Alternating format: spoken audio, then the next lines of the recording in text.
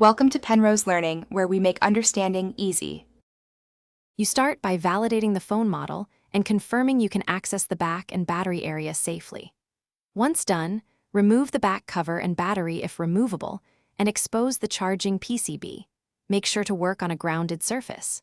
Prep the Chi coil and a matching step-down regulator sized for your battery voltage, and test each component with a multimeter so you know the coil and regulator function before modifying the phone.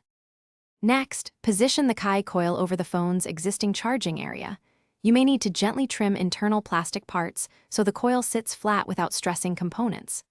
Then solder the coil's output to the regulator input and connect the regulator output to the phone's charging pads or battery terminals. Observe polarity and use short, insulated leads.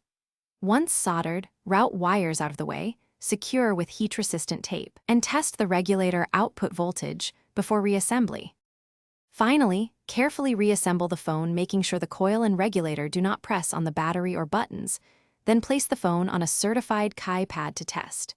You should see charging current within safe limits and modest warmth. If charging does not start, power down and retest continuity between coil and regulator, verify regulator output voltage, and confirm coil orientation and gap are within spec. One key troubleshooting tip: if heating is excessive, stop and inspect for short circuits or poor solder joints. Thanks for watching. If this was helpful, leave a like and consider subscribing. See you next time.